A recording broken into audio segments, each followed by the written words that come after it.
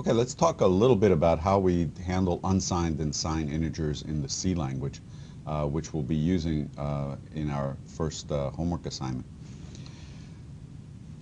So as I mentioned in the previous video, the numbers that we can represent in both unsigned and 2's complement notation have maximum and minimums.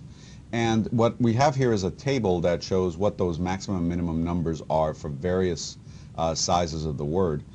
So W of 8, 16, 32, and 64. And you can see the basic property is that the range of the 2's complement numbers is pretty much symmetric. It turns out there's one more negative number than positive numbers, but that's pretty close. And in the case of unsigned numbers, the maximum number we can represent is about twice the size of the maximum 2's complement positive. C provides support for unsigned and signed numbers in a file called limits.h. .h files are header files, and they can be included in our own code by statements such as the one above. You'll see these come up in some of the sample code that we'll give you for the homework assignments. But in limits.h, for example, we have some constants that are pre-declared for us for the various maximum and minimum values for both standard word size and the long integers. And these values are platform specific. So we'll be using limits.h that's on a Linux system. Of course, if you're on a 64-bit Linux machine, things will be more in the 64-bit values. If you're on an older machine, you might see the 32-bit values. Okay, so in C, constants are by default considered to be signed integers. So a number, if we declare an int, it's a signed integer. If we want it to be unsigned, we have to explicitly say so. We can also, when we just write a number to say that we mean it to be represented as an unsigned integer, we can just add a capital U to the end of it. So numbers such as these are unsigned.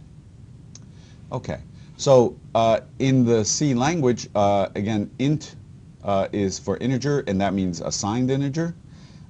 If we want unsigned, we use just the word unsigned. And then we can cast back and forth between these numbers. So we can take an unsigned integer, cast it as an integer, as a signed integer, and assign it to a regular integer variable, and vice versa. Implicit casting also occurs, so we don't have to put the explicit way we want the number interpreted in parentheses. And this happens both in assignments and in function calls when we use these variables as arguments to a function. So here we have an unsigned value being assigned to a signed value being assigned to an unsigned value. Now, what happens in the compiler when this goes on is it basically will figure out how to move that number, not actually move it, but reinterpret it as the corresponding unsigned or signed integer. Okay, but let's take a look in a little bit more detail on what actually happens here. And we're going to look at a set of examples.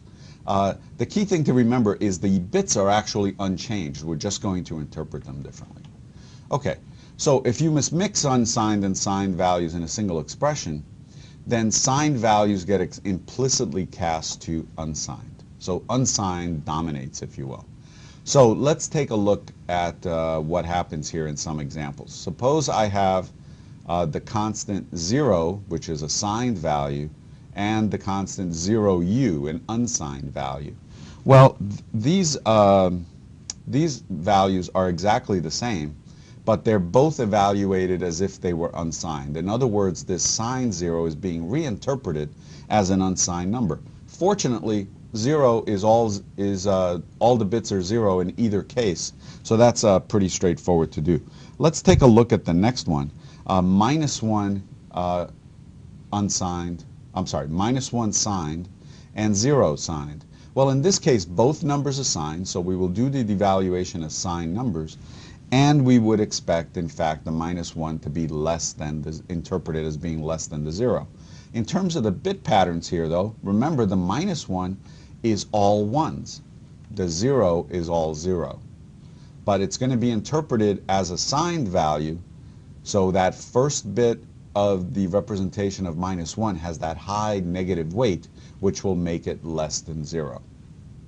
Okay, now if instead we compare the -1 to a unsigned 0 in the next line, that's a little different, because now we're going to reinterpret the -1 as an unsigned value.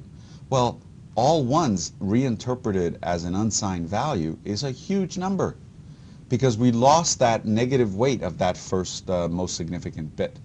So now we have a large number, and it's going to come out as being greater than. So look at that. If just because one of the constants is interpreted as an unsigned number, we get a totally different result, even though we might think we're comparing the same values. But that's just because of how the numbers are being interpreted. And C has this convention of converting everything to unsigned interpretation if we mix the two types.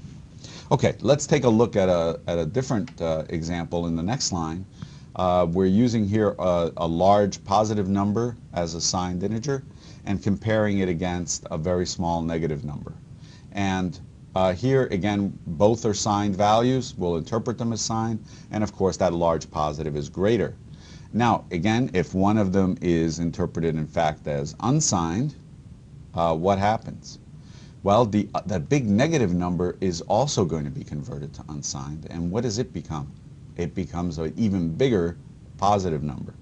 So now the comparison will say that the number on the left, which looks like a positive number, is less than this supposedly negative number.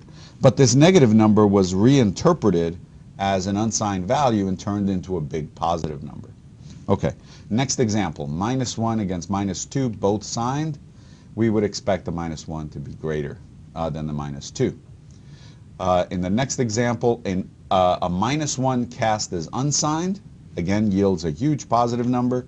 It is going to be greater than the -2. So in this case, it happens to work out that we get the same result, but again, that's only because of the interpretation.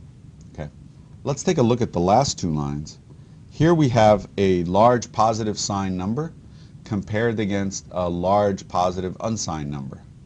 What will happen here is that that number on the left will be converted to unsigned as well. Will still be a relatively large positive number and still smaller than the one on the right.